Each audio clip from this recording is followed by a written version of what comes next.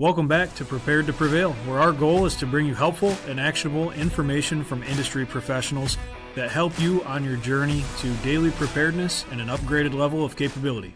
Thank you for joining us. I am here with Nick today, who is an expert in church safety and security. Nick, thank you very much for joining us. Could you please introduce yourself and give us a little background on yourself, history, things you've done, and anything related that you think is pertinent before we really jump into talking about church safety? Absolutely. I'm Dr. Nicholas Eckert. I go by Nick, and I'm the owner of Safety Reloaded. We've been doing training for about 18 years, 5 years military contracting, and we train about 1,000 plus people a year with over 40 free classes that we go through all the time. And the biggest thing we've been doing the most of today is church security. We've got classes every week going to churches all throughout Kentucky and the surrounding areas, talking to them and trying to get their safety up to speed. What's your focus in these classes? There's a split focus. A lot of it is just getting the information out there to churches that there's more than they can do than just pray and hope nothing ever happens there. And the other part of it is partnering with the churches to have a long-term plan, continuous education, table topics, and make sure we're really getting them to continuously think about security. It's got to be part of their normal everyday occurrence. When they're there, they're thinking about it. When they're having people come in on off hours, they're considering those situations and what those, events could really look like. And we're not talking about active shooter and all of it. A lot of the time we're talking about medical issues, disgruntled individual, mental health crisis, the actual things you expect to see on a normal basis. Yeah. So let's jump right into that. What is, I know this is a huge can of worms, but what is a church safety or security team? And before we actually hit that, let's go with what's the difference between a church safety and a church security team? And then we'll circle back to the other question. There's kind of two different schools of thought when we come to how we respond with our security and safety teams. The way I generally think of it is if your only response is going to the gun, you're a security team.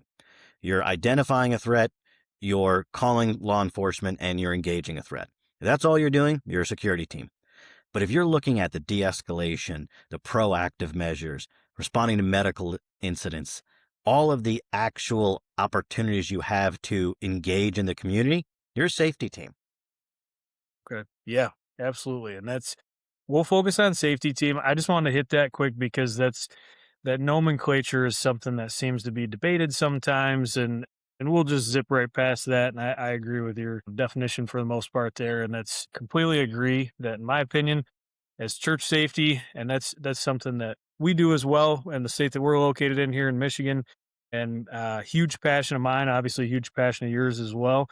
And it's absolutely necessary. And I'm always thankful for the people that are volunteering to do it and willing to do it, and people like yourself that are actually raising that bar and educating churches on how to do this well and serve their congregation well. So I think you just hit on one of the biggest pieces for us when we talk about church security is they're volunteers. These are individuals that this is not their full-time job. They might be school teachers, nurses, retired individuals, and they're there, volunteering their time to help protect that congregation. Yeah. And to me, that's one of those things where I've always admired volunteer firefighters. And I've always thought, you're really getting your money's worth when somebody shows up to a medical or to put your house fire out when they're not even being paid and they're putting their own gas in the tank, right? Same idea here, where it's fully volunteer, but at the same time, they're still professionals, in my opinion, and they're going to be held to that standard. And I'll let you speak on that a little bit too, because in my opinion, that's really something to note, that you're a volunteer. This is on your own accord, your own dime. Most likely, you're using your own gear, your own equipment, that kind of stuff. And it's like we're kind of hitting on here. It's volunteer, it's unpaid, it's out of your own heart and mindset. And we'll get into the why of why somebody would join their church safety team and serve in that role. Circling back here to that other question, what is a church safety team? If you could paint a picture on that of what is it, what components should exist within a church safety team? So there's a lot of opportunities we have with the church safety team. One of the big piece of it is it's going to be a volunteer group. It should be cross-functional. There should be an element of leadership from the elders, the pastor, somebody who's in charge of it, and they need to understand what their actual roles are in the security of it. Is it going to be the deterrence? Is it going to be engaging? Is it the de-escalation?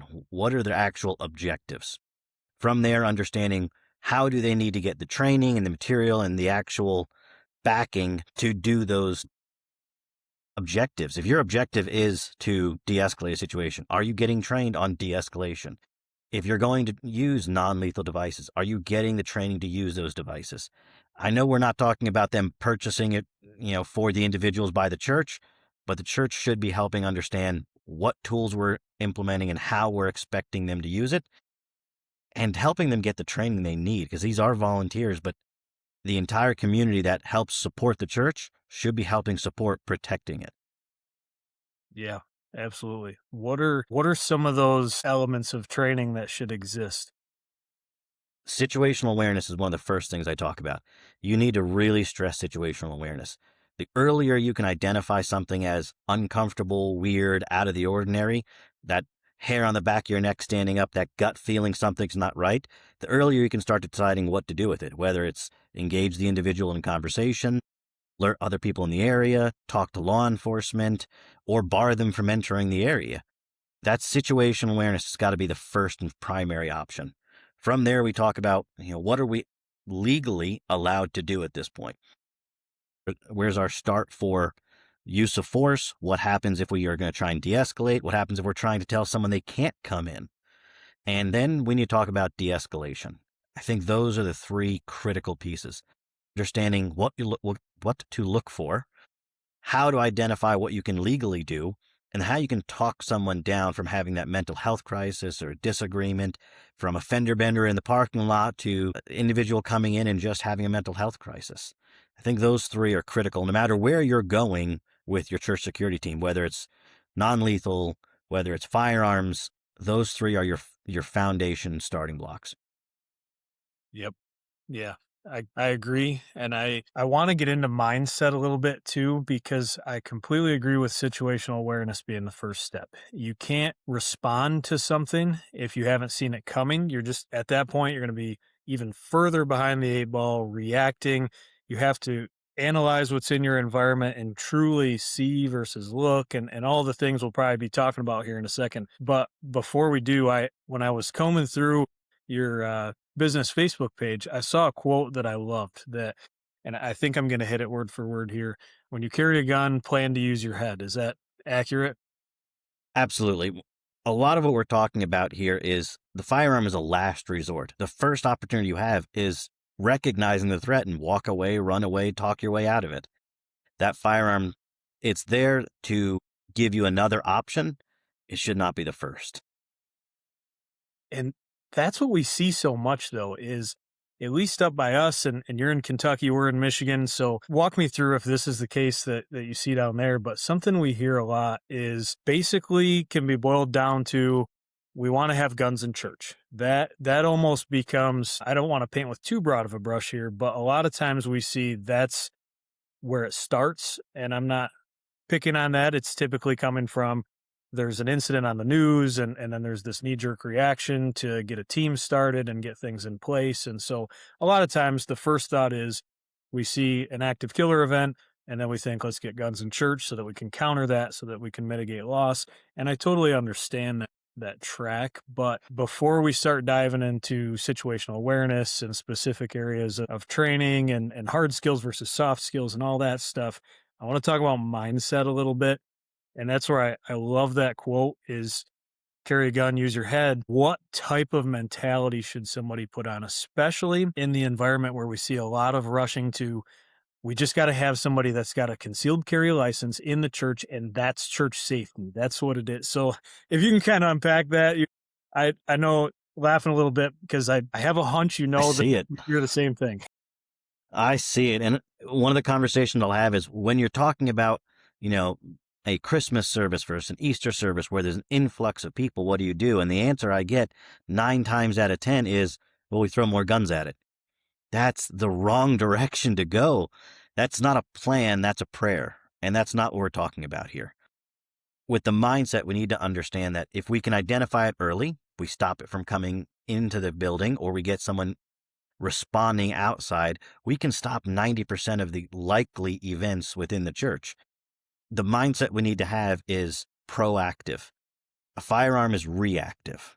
It does not stop the threat if you don't see it coming in the first place. So the first thing we need to do is see it and then start figuring out how we deter it, delay it, or have to defend from it.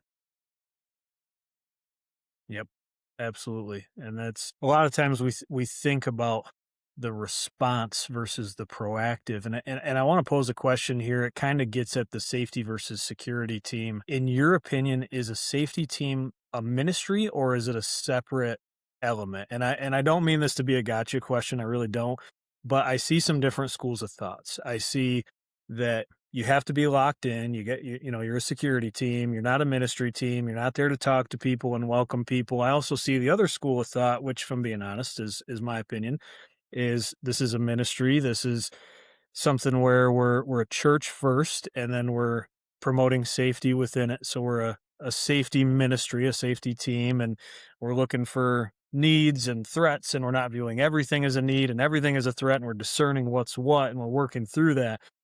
So what's your take on that conversational piece? For me, it's a hybrid. I think we need to have certain individuals dedicated to this is all they're doing. They're looking for the threat and they're looking to understand how to respond to that threat. And then there's everyone else, which should make up 60 to 75% of the team. They're the greeters. They're the people working with the youth ministry. They're the individuals that are already spread throughout the entire congregation and have their vein in all of the areas. They're hearing all of the information from the youth side. They're hearing things from the adult ministries. They're hearing it from the outreach. They're getting information that can help us make decisions later about potential risk factors, people that might be going through mental health crisis that we need to understand, people going through divorce, might have emergency protective orders. We're getting all of that information from people plugged into all of the ministries. And Huh. I really like getting our greeters involved because one of the first things that they see is a new face. They see every face that walks through the door. And the absolute best person I have ever had on a church security team was a 78-year-old, 4.5 foot tall old lady who hugged literally every person that walked in that door. And we gave her the chore of, when you hug them, here's what you're looking for. And if she patted you on the shoulder, we knew you had a gun that day. Whether you were a seasoned person that was there for years and we knew you, to a brand new person just showing up for the first time, that little old lady told us if you had a gun. That's awesome. I love that. I've not heard that exact example before. That's fantastic. I've seen so many greeters and ushers that are just intelligence gold mines, like you were mentioning there. And that one specifically, that's a new one. I like that a lot. The pat on the shoulder and the hug. And I don't know how many people are gonna go around and put in their SOPs, hey, start hugging people, but that's a fantastic. I like that a lot. Last night I was at a church and I gave that same example, and everyone turned to one gentleman in the back and said, well, you got a new job, because apparently they hug everyone that comes in the door too. And it's like, all right, we've got our newest individual that's going to learn how to hug someone to frisk them. Yeah, that either goes one of two ways when you got a good core group that's tight knit, is either the hugger gets pointed out or the person that hates hugs all of a sudden gets assigned the hugging detail. Yes, I think there was a rock, paper, scissors at the end of the night to see which one of them was going to get it. Right. Yeah, and we won't belabor that too much, but the integration of those different teams, that's something you see some different opinions on too, is I tend to agree with what you said, where all those individuals can feed you information. They know the layout, they know the landscape, they know the norms and the patterns and the behaviors and who's going to be coming in 4 minutes late and sit in that seat and all that good stuff.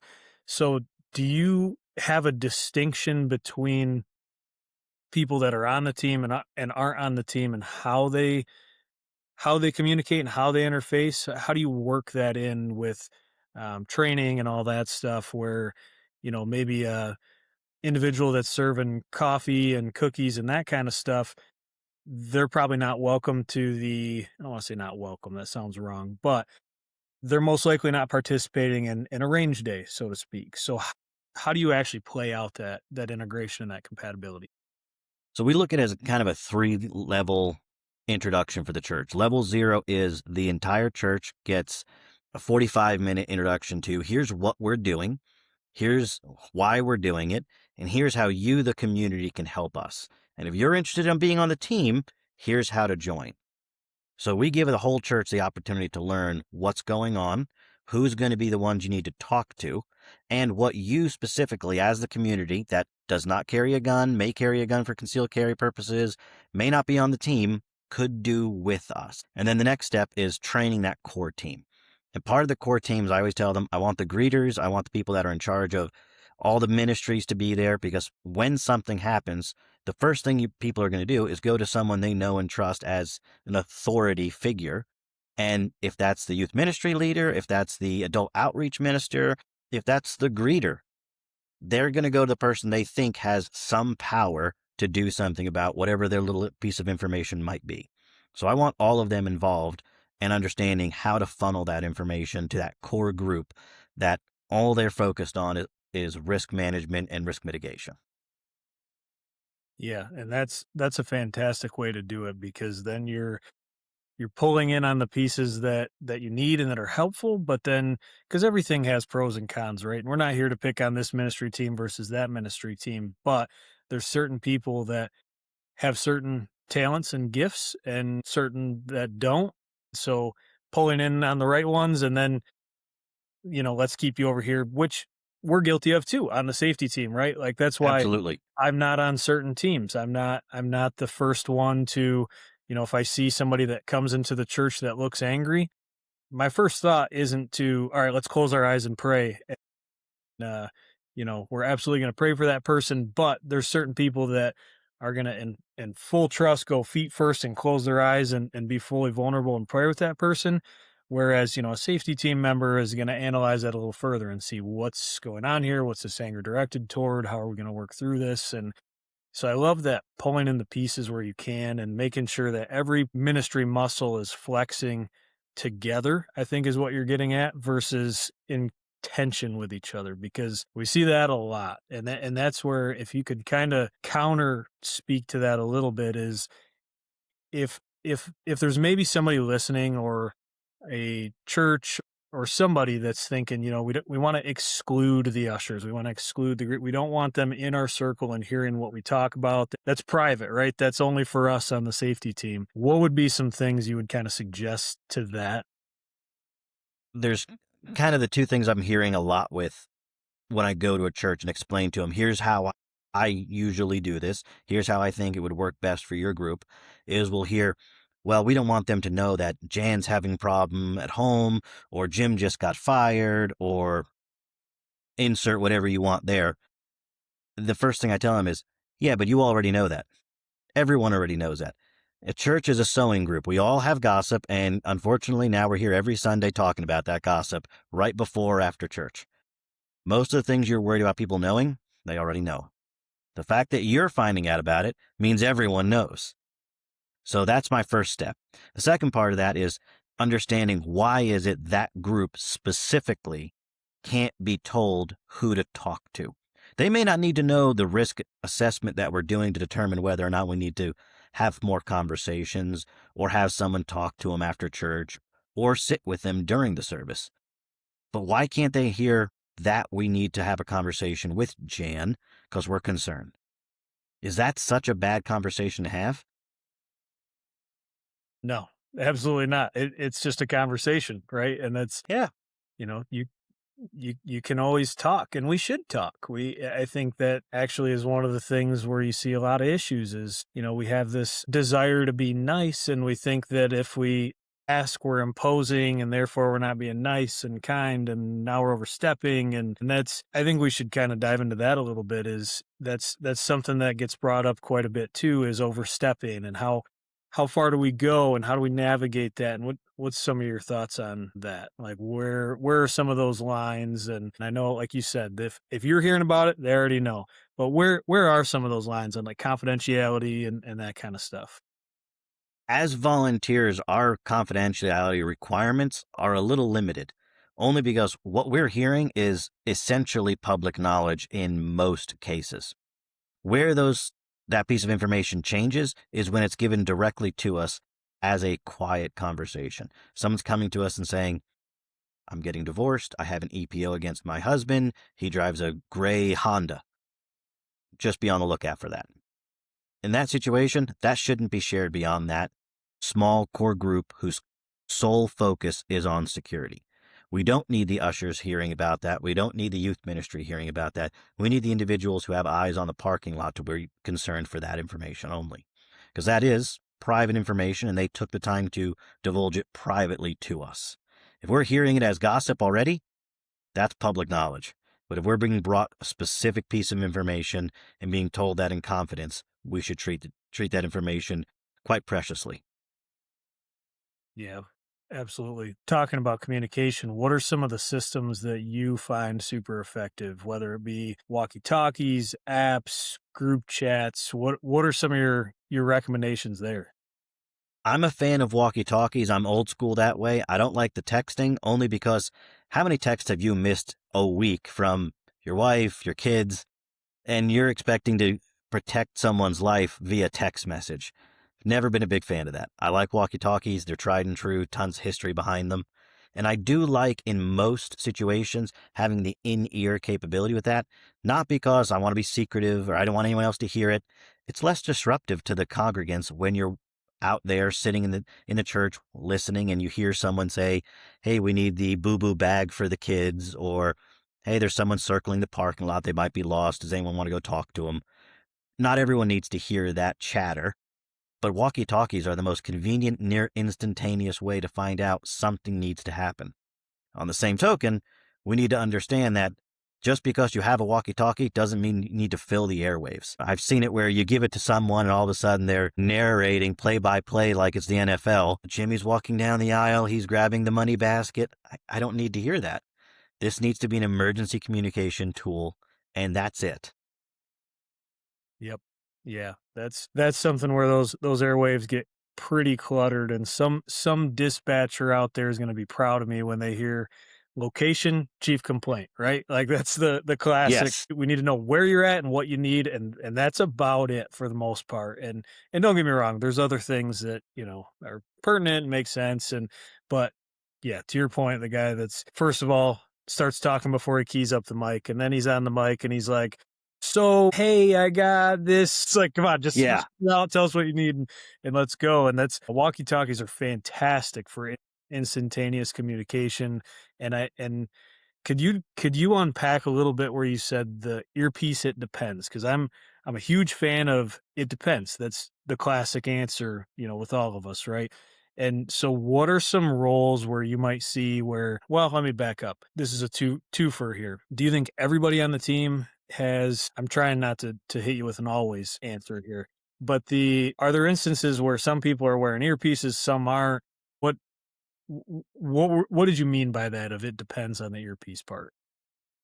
When I see it, the earpiece is great for those that are going to be in the sanctuary or in areas where the noise of anything coming across the airwaves is going to disrupt the prayer or the usefulness of the area. Where I disagree with having an earpiece is places like children's ministry.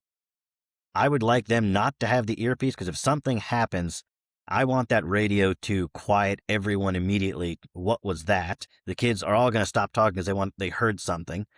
And if we are giving immediate concern and location, the kids may not understand what they're hearing, which is great, but it gives them the opportunity. If your both hands are going and you're trying to deal with infants and children and the youngsters, I don't want you to have to play with what's falling in and out of my ear as I'm chasing a toddler through the area, trying to pick up toys and not trip on them. I'd rather you just have the instant opportunity to hear it and respond. They don't need to communicate unless something's happening in the basement where the kids are. They just need to know, do I need to lock down our area? Do I need to shelter in place? Do I need to go to a safe location? There's no real need for them to have the earpiece, in my opinion. But if they can do it comfortably while trying to chase a toddler, they're better than I am at it. Yeah, I think along the same lines too, where it's that's something talk about quite a bit too is if I'm in the parking lot and there's nobody around and there's no reason to have an earpiece in, why am I giving up, let's just say 20% of my hearing from that little rubber thing in there, depending on the earpiece. Somebody's gonna hit me up with, well, you can buy a nicer earpiece for $10. And I get it. And I do, and I have it. But that's my thought process too, is if we're in a service or anything, if we're at a funeral, because unfortunately that's something I'm seeing more and more of where funerals and weddings, and we need safety and security for this kind of stuff because we have, problematic people potentially. If we're in any kind of environment where the radio blasting off is going to disrupt a wedding, that's a big one to me. I do not want to deal with a bride that I just blasted off my radio in her wedding or during the service or a funeral, you name it. But if you're out in a parking lot or a children's room or a noisy environment is usually my go-to, then you're not concerned about a little more noise pollution. One of the things we see with that is the mana where they're feeding the needy in the area. I don't need them to have an earpiece in, and with the children's ministry, they don't even really need to have the radio on. If it's in the base station, not physically on them, if it's in the base station turned on and they can hear it and see it, that's good enough for me. Again, trying to carry a toddler around that's fussing with a radio on your hip, they're going to knock it off. Or they're going to grab it from you and start playing with dials. Yeah, turn the volume off. And so that's another one I want to key in on for a second. Sorry. The radio on the docking station. Is that kind of your preferred method of leaving on the docking station but have it turned on or have it turned off? What's your thought there? Having it on the docking station, if it's in an area that you're actively in and it's on, great, because you're hearing what might be potentially critical information for you. Having it off or in a room that you're not currently in, you're not going to hear the message, and they're probably not going to repeat it. If it's a real emergency, you're going to key off one time and people are going to be moving, and you may not hear a follow-up until the gunshots. Yeah, and that's communication is so vital, and that's really typically one of the things we see break down first in any type of critical incident is communication, and that's where. Go ahead. You'd love to hear, location and issue, and then who's responding, where they're coming from. You kind of want to hear that in the panic, and especially if there's civilians without training and we haven't drilled how to communicate, move, and work through those situations. You're not getting it. You're getting the one person that keys off a problem and everyone else panicking and running towards it. Yep.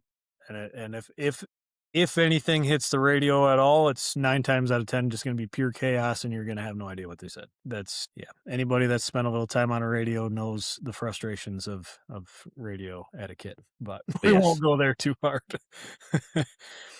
To kind of circle back a little bit, I know we kind of dove into radios a little bit and some of that stuff, but if we can chop back to the basics just a second here. So let's play. I'm listening to this conversation. I want to start a church safety team within my church. What do I do? Where do I start?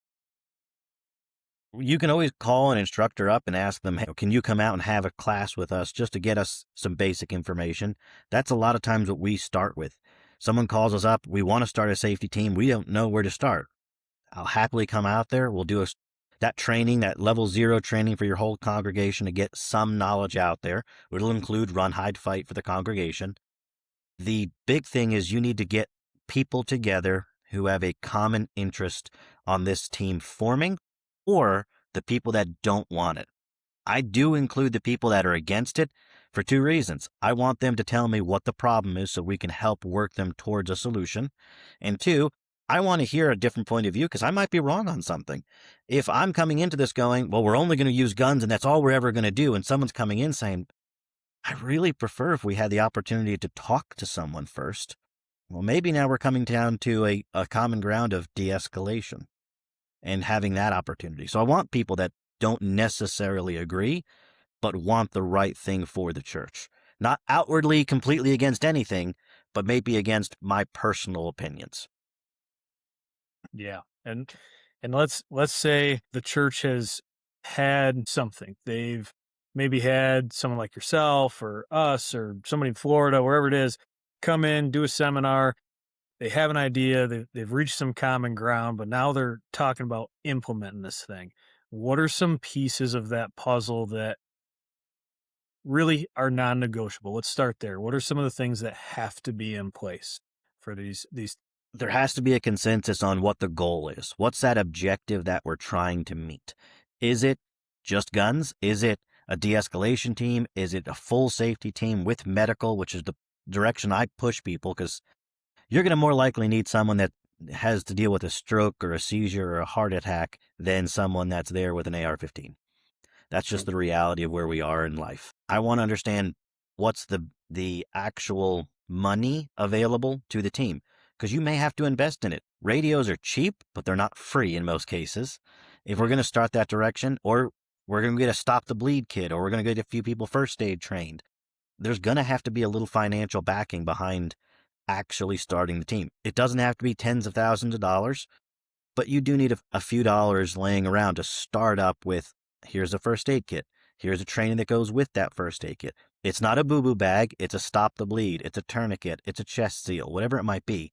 It's beyond just picking something off the shelf at Walmart and hoping the training's on a card inside that little first aid kit. Because that's every time I go to a church. So, do you have a first aid kit? Oh, yeah, we bought it at Walmart or on Amazon. Here it is. No, we're going to start over. Your tourniquet's a piece of rubber. That's not going to work for most cases. Yep. Yeah. And a little while back, I would have just completely been like, yeah, that's how it is. But I actually got to give that church kudos because I had one fairly recently where, where's your first aid kit? We don't have one. That's something we're going to talk about. So kudos to It's a them for at starting least point, having yeah. band-aids, right? But yeah, to your point, tourniquets, chest seals, wound packing, that all the things that you're going to need. And that's the other thing too is how much should places kind of stockpile? Because one of my opinions is you can't run to Walgreens. You kind of have what you have when an incident kicks off. So where is some of that happy? I know that is highly dependent on church size and all these things, but what are some of your takes on like a reasonable start? Let's focus on the med kit for now, since we're kind of on that topic. I'll start with 10% of your standard service congregants. So if you've got 110 people on a standard day for your church, you should have 11 of everything. If you've got 11 tourniquets as a minimum, 11 chest seals, 11 wound packing, 11 sets of gloves, your 10% should be the minimum starting point. Because in the reality of it is, I hate to say it this way, most situations that go loud are because we've actually just lost a life. And as Mhm. soon as you have that first shot, you're going to be dealing with triage. And I want to have enough supplies. So I always start at that 10% mark. Yep. Yeah, that's a good metric for a starting point for sure. And then another thing I want to dive into here is backing up a little bit is when we were talking about having money and backing and planning and all that stuff, and I completely agree, but I have seen some churches struggle with. I'm thinking of one that comes to mind that we had the opportunity to help. They were writing their SOPs for 2 years. So they got stuck in this rut of we're working on our SOPs. We're having meetings. They were actually having quarterly meetings, flushing this stuff out, weighing in, and working on these SOPs for 2 years. And it's one of those things where, to me, that's you've now gotten in this rut and you're stuck and getting into that analysis paralysis type of thing. Where's the median between just do something even if it's wrong or planning yourself into paralysis? I'll say the emergency action plans, emergency operation plans, when we look at that from security and safety standpoint, they need to be specific to the actual events we anticipate realistically occurring. That's the key one, realistically. We can plan for a hurricane in mainland Kentucky. It's not going to happen. If we're not used to having earthquakes, why is earthquake something you're worried about? The other part of this is starting from nothing, anything is better. So if you're stuck on trying to figure out where to go, okay, what's something I can do today at this meeting to progress? All right, we're going to agree on buying tourniquets. That's a step. That's perfect. Next meeting. Okay, we're going to agree to all go to the range next Saturday. Perfect. That's a step. It doesn't have to be gold. Progress is better than stagnation, and we need to look at how do we get from doing nothing to do anything. And even if it is wrong, so what? We learn. If I can learn from my mistake and make progress, that wasn't a mistake. That was a learning opportunity that just gave me valuable data. I love failing because it gives me valuable data. Yeah, and that's sometimes even if you do something that's not quite right, but you did it for the right reasons, it's right enough. You learn from it, and I want to be careful of what I say on that because I don't want to say just gung ho go doing some crazy stuff. There is absolutely some wrong things you could do for sure, Yes. but for the most part, that's at least on that example, it's just take that first step. And whether it's buying a little equipment, like you said, tourniquets, or let's just get people looking and communicating. That can be a first step too.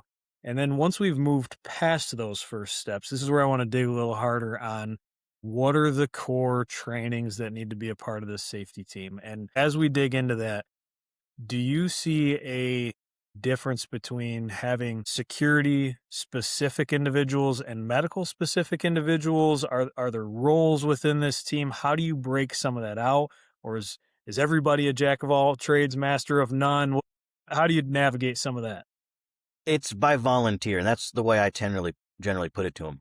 If you want to go out and do the shooting portion with us and get the training on the firearm, come on out. Let's do it. If you want to focus on just the medical, because I'm hands off on guns, I don't touch guns, I don't have guns in the house, that's fine. I will happily designate you as the first person to run when someone's bleeding. That's your job. Perfect. You know your job. There are going to be jacks of all trades. There's going to have to be. We need to have that cross functional fit where if someone's on vacation at home dealing with a sick kid, they're not there. We need someone to fill that potential role. But I do like to have people do only what they're comfortable with. If you're not comfortable handling a gun, I don't want to put a gun in your hand. If Right. you're not comfortable dealing with blood because it makes you sick and you're going to pass out and hit your head on the way down, I'm not going to put you in front of a medical kit. So I need you to be someone that wants to participate in that activity.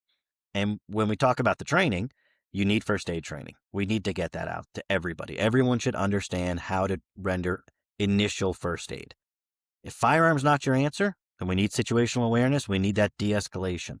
I push the de-escalation very, very hard because a lot of the time when we're talking to people that are having mental health crisis or they're going through trauma at home, just a conversation can be enough to stop them from hurting themselves or others. Yeah. And as we talk about some of these pieces like de-escalation and firearms and medical, with the amount of churches you're working with, what are some of the chief complaints you're seeing of because like I mentioned earlier, a lot of times this starts with we see a active killer event and then safety team comes to mind and gets formed and that sort of thing. But in reality, what and I'm not saying by no means am I not saying to be prepared. We absolutely need to be prepared for that and very, very trained on the ability to deal with those incidents. But in my opinion, and data supports it, it's less than 1% of incidents that churches deal with weekly and monthly and yearly. So what are some of those typical issues that churches are seeing? A lot of what I'm hearing from churches and what I'm seeing when I'm out there is individuals that they don't recognize coming into the church and being a disturbance. They're not actively hurting people. They're not actively trying to be a nuisance or hurt themselves. They're just a bother while they're having their own particular episode. They're coming in, they're wearing 4 or 5 layers of clothing, and they're sitting in the front row talking to themselves, or they're coming in asking for money. It's just individuals that don't typically show up and they're not being particularly useful to the community, and they might be causing some disturbance within certain areas. That's what I see the most of, and that's what gets a lot of the people started. Well, we saw the shooting on TV, and then this person came in, and we never saw them before, and they're wearing a trench coat. Okay, it's 12 degrees outside. Some people like trench coats. I'm not Right. scared of that person necessarily. If it's July and 95 degrees and they're wearing a trench coat, I'm going to have a conversation with them, though. Yeah, and that's where two of the key phrases that I like to use a lot is that it's a church. It is a church first, and then two, respectfully curious, where, like you said, I might ask why you're wearing a trench coat, but it's not accusatory. Every interaction has dignity and respect always. That's non-negotiable for me. And so in my opinion, if I say, "Hey, I like your coat. Where'd you get it? What, and we'll just talk about your coat for a second." And then, most people are more than happy to tell me about their coat, even if they think it's a little odd that I've taken interest in their coat. But, I think you kind of see where I'm going with this, where it's just, Yeah. you're just asking it. You're just asking a question. You're just having a conversation. But I think that's important to hit on because I see so many guys that, especially with particular backgrounds, where I'm not going to say they're scared to talk to people, but they're a lot happier to cross their arms and look tough than to go have conversations. And where does that part of the mindset come into play? Is how approachable versus how much of a deterring presence? How do those two interface? And do you lean one way or the other? How does that dynamic? It's great to have a mix. What I'll say is I definitely need the people that would rather shadow and people and be intimidating. I need them to learn how to smile. That's the big piece. Because if you can smile even though you're looking intimidating, it's an opening environment and it allows that conversation to occur organically, potentially. But those conversations need to happen, just like you mentioned. Those people that are wandering around talking to everybody and have a conversation with everyone, I like your jacket, that's a new hat, all of those conversations, it's data. Now, that individual in the back that's just watching everyone go by, gathering all the information, they're getting different data. Not wrong data, but the data they're getting is physical descriptions, height, weight, who might have a firearm, who might have a backpack that's unusual, where the other one's getting that interpersonal data and understanding state of mind, potentially if they're in a good frame of mind, or if they're having a struggle. It's two different sides of the same coin. We need the information, and we now need to figure out how to have those two talk. You know, I know that Jan's having a trouble at home, and the scary guy in back's watching, and Jan's got slumped over and looks like she's got a bulge on the side of her hip, which is not usual for who she is. How do we pair that data together and understand maybe she's scared for something that could be happening at home? Yeah. Yeah, and that's where I like that respectfully curious, right? It's knowing the baselines and having those established and then noticing those anomalies. Like that example was perfect is firearm ownership is great. It's fine. It's a second amendment. I'm very pro second amendment. I hope many people choose to take the defense of themselves and their families seriously. But when there's a behavioral shift of, if I'm not going to ask you how many guns you own, if somebody, and I'm sure you lost them in a boating accident, but anyways, Many of them. yeah, many Many. boating accidents. But the shift is what is key, is if somebody owns 12 firearms, fine. But if they buy 12 firearms today and they've gone 30 years without owning one, that's what we call a clue. And to your point, if Jan's got this new bulge and we know that the marriage has been rough and some things aren't good, we want to clue into that. And that's some of my takes. Do you have anything to add there? So it's those risk factors, those indirect indicators. It's those soft skill ideas of trying to find the information that's sitting out there that we don't always notice. Having those people seeing it, that productive paranoia, that curiosity, that's a really big piece of the security team. Here's a myth. Did curiosity really kill the cat? But satisfaction brought it back. There you go. Yeah. So aside from cats here, let's take another hard pivot. So a theme that we keep going through here is there's a lot of facets to church safety, and there's a lot of people that are interested in contributing to that, especially as we see more and more issues and this recognition grows. I don't know if you've seen this, but 10, 15 years ago, it felt like you were paranoid if you thought you needed church safety. Whereas Absolutely. we don't see that as much anymore. Do you? I mean, people are really, No, I'm very surprised if I go to a church security training or I go to a church to have a conversation with some of the people and someone says, "Oh, we don't need that." I'm surprised if I hear that now because everyone that I speak to, even if I'm not invited there to talk about security, and if the conversation comes up what I do as a job, Most people say, yeah, I think we could do more here. I rarely go to a place that says we don't need it or we're not doing enough. Everyone has that mentality of what else can we do? Yep. Yeah, and that's I wish it wasn't true, I really do. I wish that we could just have church services of really any religion. It's not this isn't just specific to Christianity or any other religion. I wish that evil didn't exist, but it does. And something I want to get at here too is this is a very unique dynamic to secure and keep safe in a church because it's very open, inviting, and it's a caring environment. And then security is often looked at as rigid and off-putting and those things. And so there's a lot of facets of this, which takes a lot of people and a lot of different people. So one of the questions I want to pose too is who belongs on a church safety team? Everyone. Everyone that's willing should be on the safety team. There's very few people that I look at when they show up, I go, you can't be here. And the individuals that I generally look at that have that opinion are the people that are joking, well, if I shoot someone in my house, I'm gonna make sure I put a knife in his hand. Or, Mhm. well, I've got a backhoe. You don't have the right mentality for this. This is a sober, somber subject that we need to bring to light and be respectful with and make sure everyone understands the proactive nature that we can make on this. If your response is, I'm going to try and hide murder, that is not the right answer. You're not the individual that's mentally prepared for the reality of what we're dealing with. That's a hard conversation to have. But I really do want everyone in there, even the individuals. I don't think I can be part of the medical team. I don't think I could carry a gun.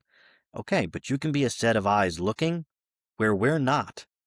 We might be out in front of the church dealing with something, and you're inside in the main hall looking at people that we don't see. So I want anyone and everyone willing and able to be part of the team, even if you don't think you can perform 90% of the actions. Just another set of eyes that can communicate. That's it. Yep.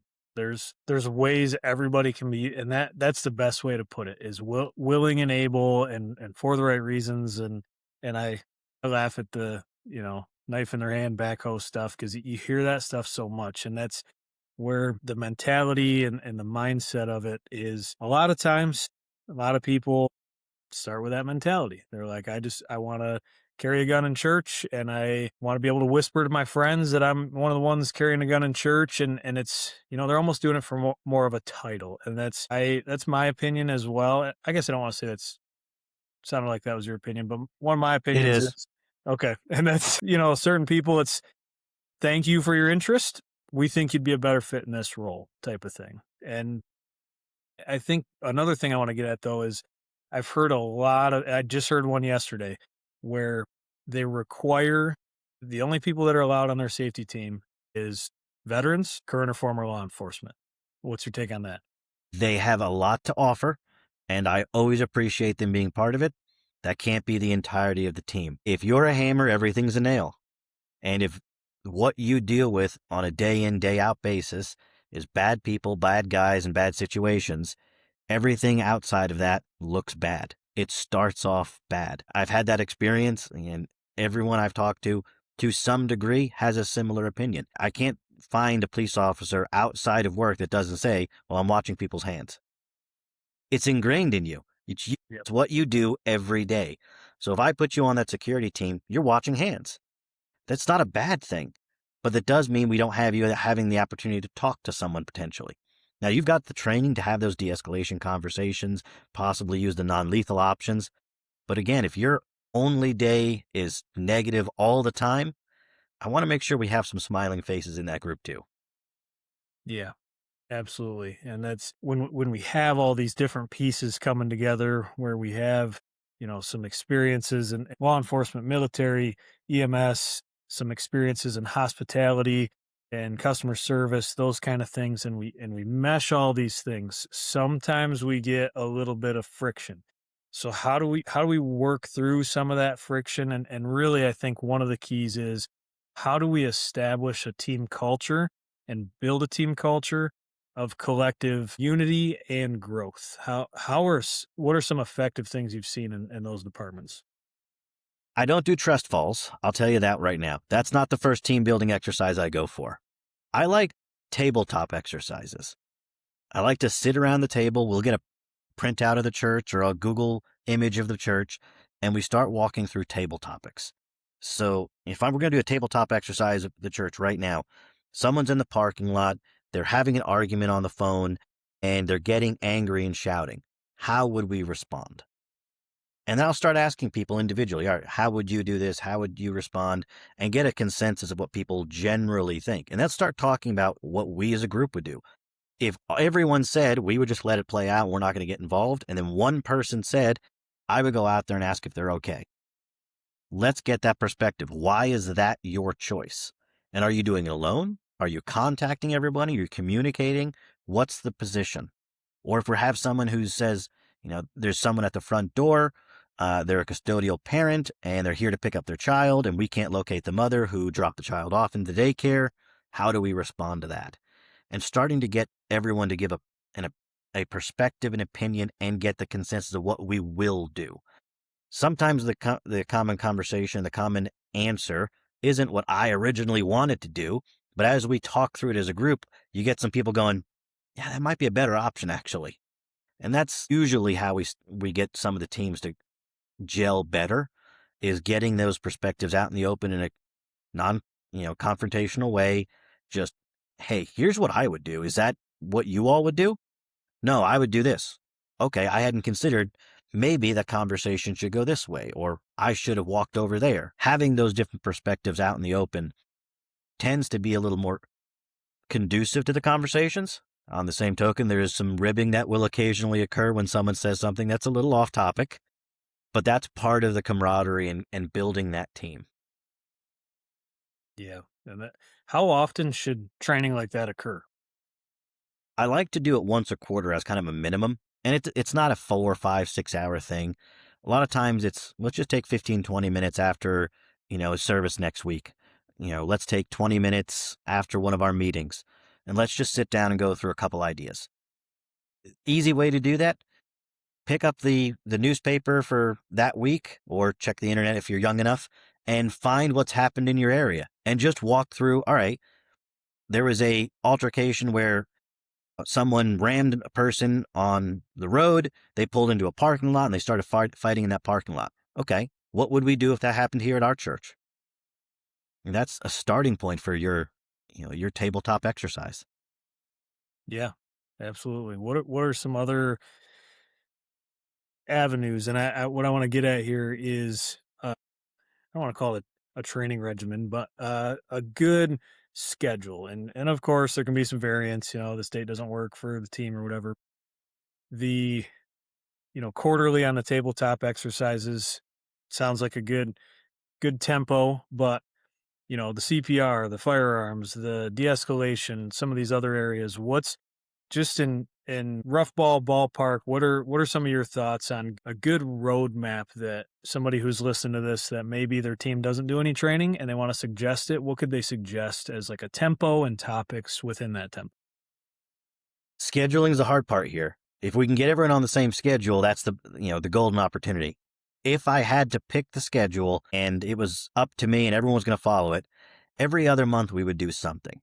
This month we're going to go to the range. In 2 months we're going to do a medical drill. 2 months after that we're going to do a de-escalation and the table topic. Then we're going to do another firearm.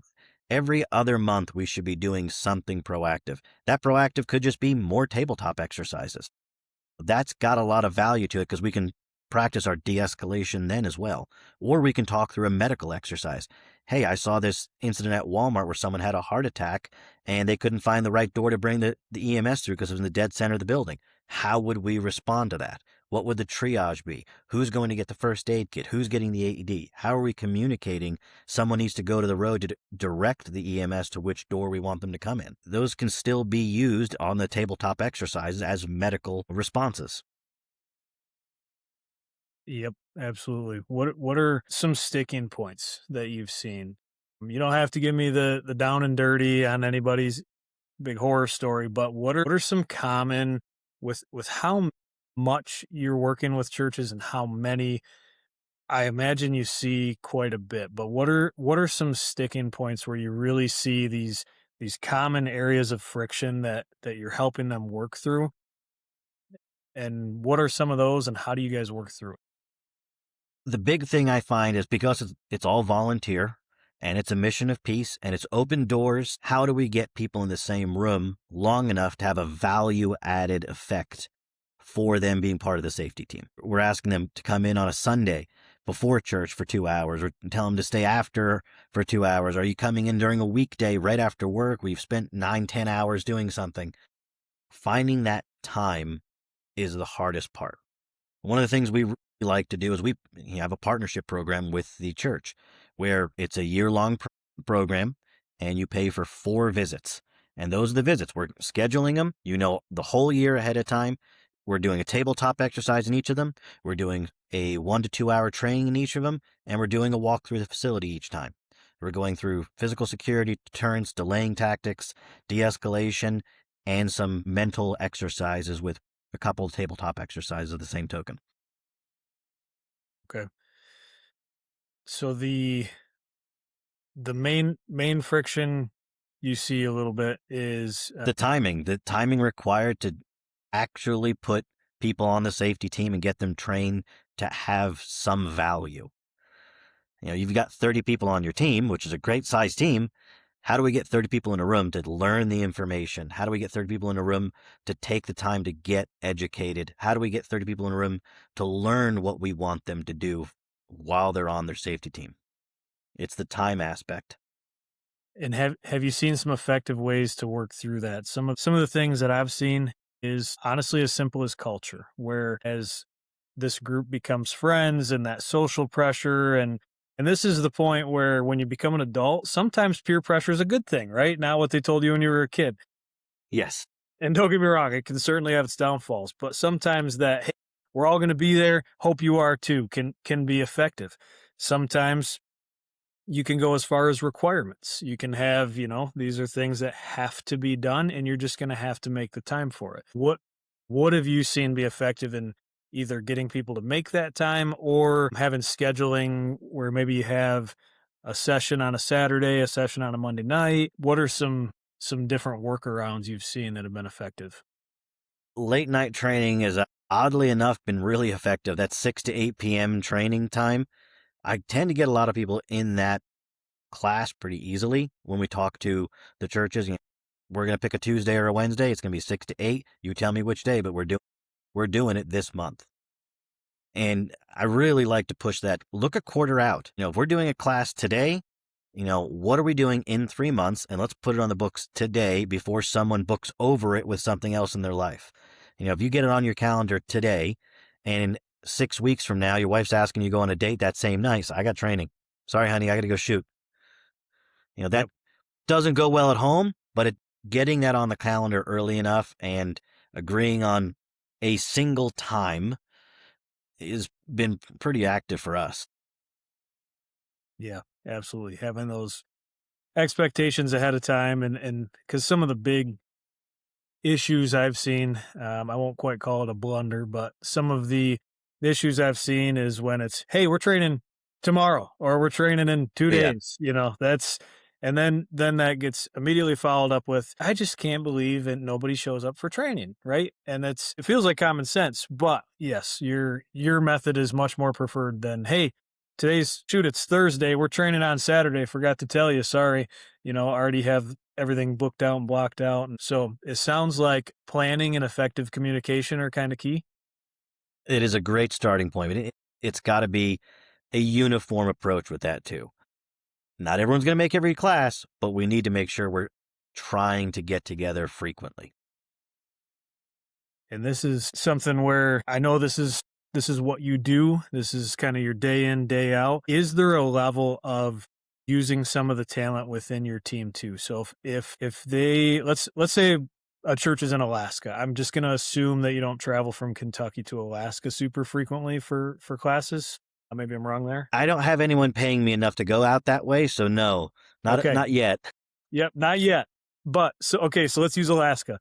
If I'm in Alaska and I find a good local version of Nick and I bring him in and he comes in quarterly, can I use some of my people in between or do we just solely wait for that quarterly training when Alaska Nick comes in? What are your takes on that internal stuff? No, you shouldn't be waiting for the quote unquote expert every time. It gets expensive, one. And two, you're also waiting on their calendar to free up to take on your church. You should be figuring out what that looks like and ask them. They come in for the first visit and say, "Listen, we can't get you back out here for another 6 months. We just don't have the money, we don't have the time, whatever it might be. What can we do between now and then?" And when I hear that, the conversation I start with is, "Okay, are we going the firearm route? If so, here's the numbers we think we should be hitting as far as distance, accuracy, stress shooting. If we're talking about de-escalation, here's some books, YouTube videos, experts online that you can start watching, listening to, learning from. If we're talking about less lethal force, how we're going to implement that, how we're going to train on that, and what we can do every time we're at church. Things like working on situational awareness, looking for specific things. Who's carrying a gun? Who might be carrying a weapon? Who's having a good day? Who's having a bad day? Just the little things with repetition to get them ingrained. Watching people's hands, looking at who's got eyes darting around, who's covering their face, who's not making eye contact. Pick one, two, three behaviors, and every time you're at church, focus on learning those behaviors and looking for those behaviors until every time you go to church, you're just doing all of it at once. You don't have to become an expert overnight, but you do need to train. Yeah, absolutely. And what are some resources for that training? Because I completely agree with what you said on find local instructors and resources, and but what are some networks? I'll name one, FBSN. What are what are some other faith-based security networks? Sorry, I should get away from acronyms, but they're pretty well known as just FBSN. What are some of these networks and things that people can, again, I'm thinking of the individual that wants to dive deeper, they're listening and they want to do that right now. What are some networks they can look into, some social media groups they can look into? Like, how do they get connected with someone like yourself or the Alaska variant, which of course is just a little bit below your level, but They've got a better beard than I do, I think. they might need to be a little warmer than you need to be in Kentucky. That might be the reason. I'm sure the warmth of the beard is, anyways, we won't go there. But yeah, what are some of those networks, some of those resources, get things they can get plugged into and look for The some of this? starting point for me, and I'm biased on this, is the USCCA. You can go find a local instructor. You don't need to pay anything for that. You can go look for local training. They have free training all the time, and it's a great starting place. And they have a protecting your congregation free class that they offer frequently. That's a good starting point. The next is going on to social media, Facebook. I don't have a preferred network on Facebook. I like to join the smaller little groups in the areas to get kind of the culture of that location and understand what needs they have. I don't have a great big group that I would recommend off Facebook off the top of my head, but you know, any professional training organization that's competent and qualified will have free opportunities for you to become educated and get with competent, intelligent instructors that can help you work through your potential issues. Yep, absolutely. Yeah, and that's you made a great point there. The USCCA does spend lots of ad dollars and lots of time. They are very passionate about offering free house of worship, I believe is what they call it, training. Right to Bear also is another organization, not to immediately list a competitor of the USCCA, right? But they do as well. Faith-based Security Network has, and this is the other thing too, is look for local conferences. Conferences are huge. We have locally one coming up in a couple months. I guess I won't name the month so that we don't date it here, but there's so many conferences around where most of the time they're free. Sometimes there's suggested donation. Sometimes it's just donation. Sometimes it's $20 for a full 8 hour day conference where they're feeding you too. I mean, do you know of any events or anything like that that people should kind of be on the lookout for? They pop up kind of randomly in my area. We don't have any dedicated conferences that I've been privy to in our network, but there's a ton of them out there. And a lot of them, the sheriff's organizations and police departments, I've seen them put on frequent events once or twice a year throughout the state and throughout the region. I see those very frequently. Yeah, absolutely. Before we really start wrapping up, are there any other big key topics or points that we didn't quite get to that you really think we should talk about?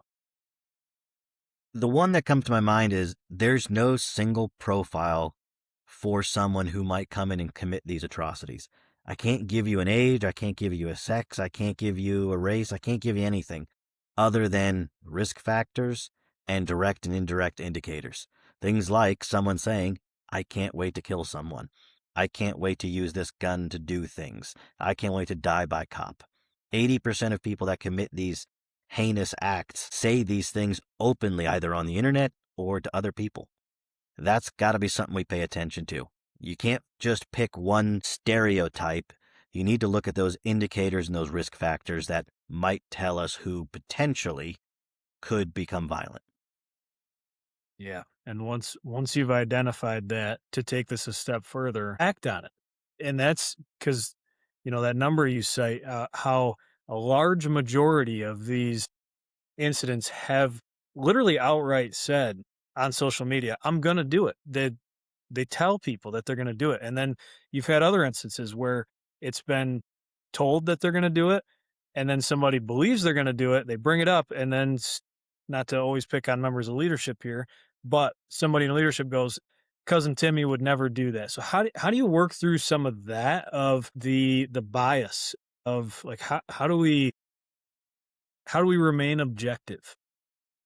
What we can do is put it in that EOP, that EAP, that procedure that we have. Any direct threats will be escalated to the police, period. And that's just what we're going to do. And I think we need to have that hard, fast rule of if we hear someone say it, we will report it. This is not related to your family. It's not related to what you said. It's not related to, I don't like your family. Someone credible has said to us that that individual is planning something. Yep. That's it. We're going to escalate it. And the police will investigate it and find credible or incredible. And that's where we're going to go with it. We just have to have a fast and hard rule. When we hear a direct threat, we respond to the direct threat. Yeah, absolutely. I wish that wasn't the case, that data existed, but it's amazing that it does. The amount of indicators that are there, and when you look back on it, hindsight's always 2020, but you look back on it and you're like, how did they miss that? But it happens time and time and time again. I think that speaks to some of the uniqueness of churches, is these are people you consider family and that you sit next to every week.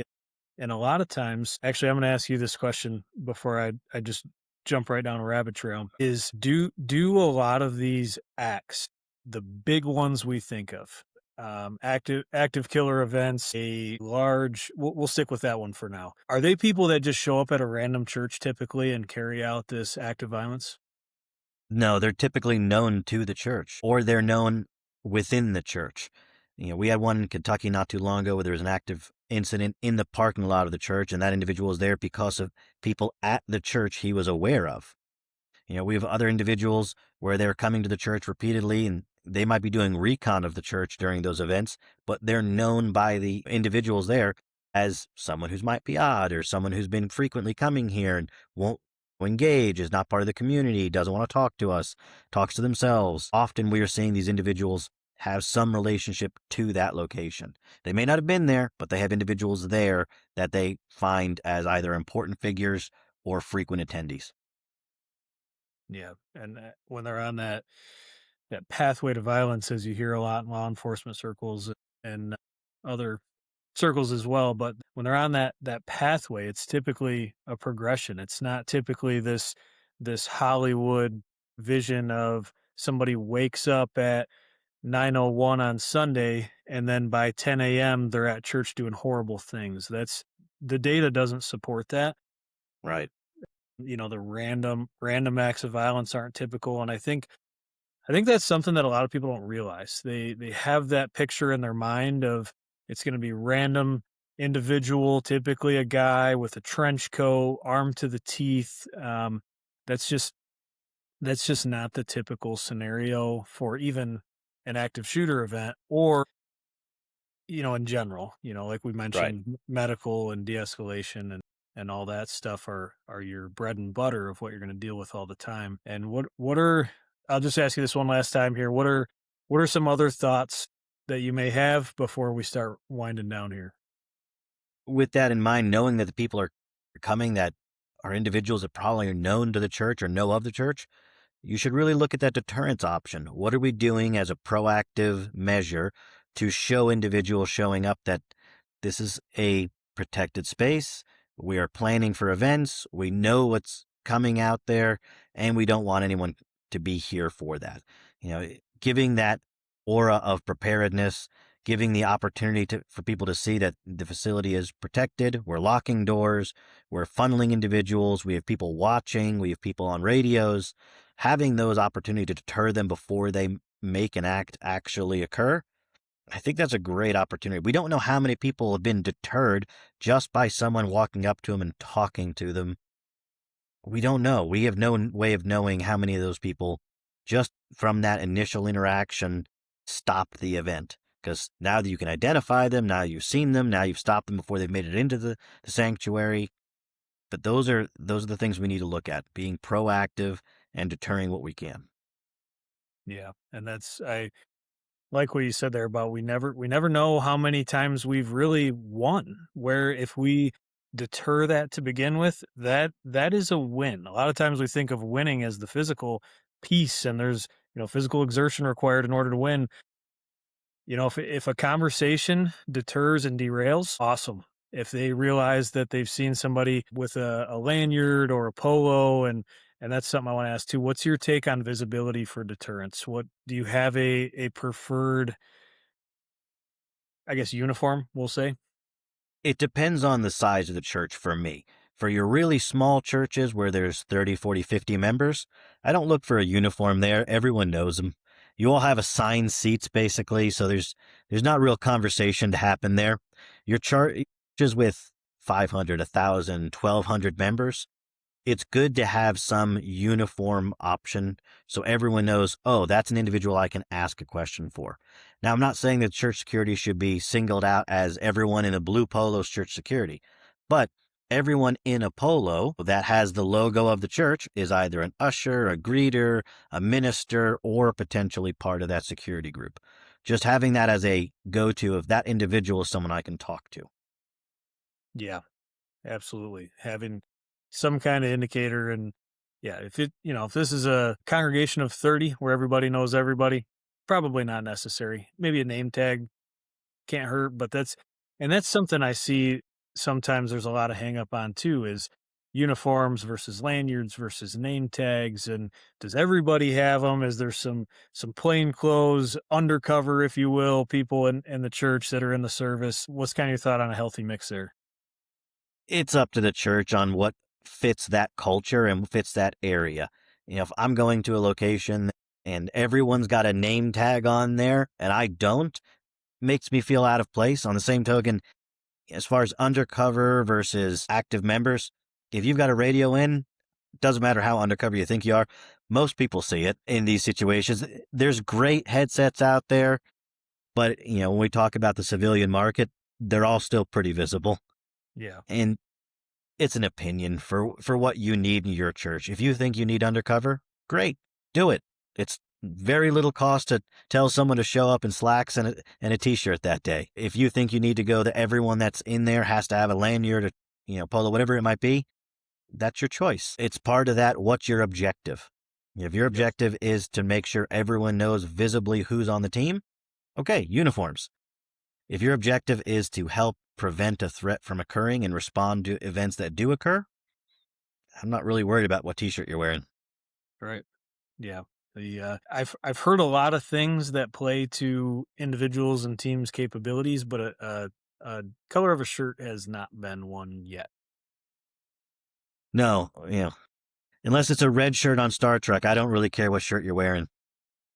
Yep. And I mean, I know from your background and in some of these circles, it's sometimes we can get hung up on some of those little details, but at the end of the day, a lot of details do matter. Not all of them do. So that's, flushing that out of what's our goal here, what's our objective, and then being intentional and purpose driven to make sure that we're meeting and achieve that goal.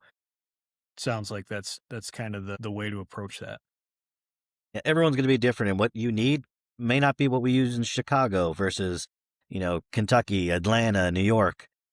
It's got to be what fits your church, fits your culture, fits your need. Always, the name of the game. It depends and situationally dependent. Absolutely. Yep. Well, we'll get winding down here. Before we officially do, I do know that you've got a couple books out there. So if you could give us a snapshot of some of your works there, and I would love to hear a little bit more about that too. But also, what books have you authored? What can people expect? What thoughts do you address in those? So the first book we had come out, it was Three Steps to Self-Defense Everyone Should Know. And it's a mouthful of a title, but we wanted to make sure you understood what you were getting out of this. And it's a thin read, and all we're asking you to understand is situational awareness, de-escalation, and run if you need to. Weapons don't have to be part of your everyday carry if you're not comfortable with it. If you can see a threat coming, if you can move away from the threat or talk your way out of the threat, that's the starting point. Everyone should know those skills. I don't have to teach you how to use a gun. If you can talk your way out of it, that is the best win. That's that win without any physical exertion. The next book was Non-Lethal Self-Defense, and it's really breaking it down, understanding what are the different types of self-defense tools, and just a side-by-side comparison. No opinions, just facts. A indirect spray does this, a direct spray does this, stun guns do this, tasers do this. What are their limitations? What are their values? And just a real buyer's guide of understanding what each of the tools are. If you're not sure where to start and, gun's not the first thing you're going to do, most people run to pepper spray or a $10 stun gun from Walmart.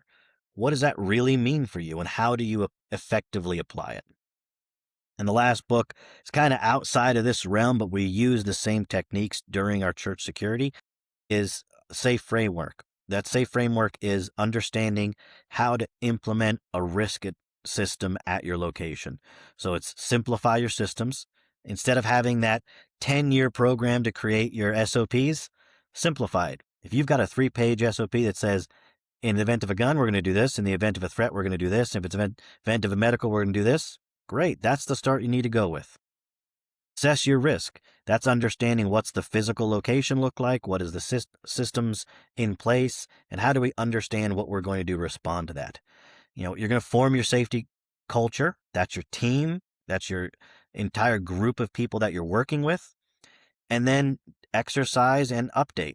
As you look at things and do your tabletop exercises, your full scale drills, how do you use that in the future? And it was really built for small businesses, but the same system applies for large companies, churches, t-ball teams. You can really use all this same technique on any aspect of your life. Awesome. Yeah, thank you. I am gonna have to check those out for sure. Not to open it wide open here, but I love the when you're talking about the first one there, that the firearm isn't always the option. Some other aspects there. That's you said if you're not comfortable with it.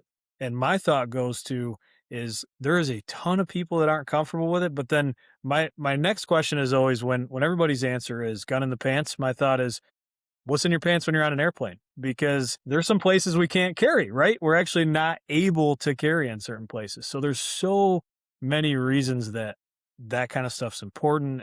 And then there's like your last book you mentioned, where there's so many of these concepts that we can apply. And this is not if we had a black and white, this is how you do church safety, A, B, C through Z done. Not the case. It's a journey. We're always evolving and pulling in and bringing in these different areas that are applicable. And that's where anybody listening, please check out Nick's books. I'm sure they're fantastic, and that's where we want to pull from as many different areas as we can and build the system that works the best for our church and our environment. Absolutely. And when it comes to the end of the day, it depends is the real answer for everything we do. I can tell you to bolt your doors, and in your case, for wherever you might be, it depends might be the answer for that too. Yep, absolutely. Because if I've got a fire and I've bolted my doors shut, works great for the guy that's trying to kick the door in, doesn't work so great for the fire. So, and there's always those trade-offs too of, this might be near perfect for this scenario, or this might be near perfect for this scenario. The truth is we're probably not going to have time to achieve perfection. So we're going to have to come up with something that's going to be the goodest, nearest perfect enoughest. Is that work? Yes. Don't let great get in the way of good. Just because you're not at great doesn't mean you can't be good. Yep. Absolutely. Well, thank you very much, Nick, for being here. I deeply appreciate it. And thank you for doing what you do. Church safety is one of those things that absolutely needs to be addressed. And again, I wish it didn't. I wish that there was never anything bad happening in the church and that they were immune to problems, but they're not. So thank you very much for being here and doing what you do. Where can people listen and find you?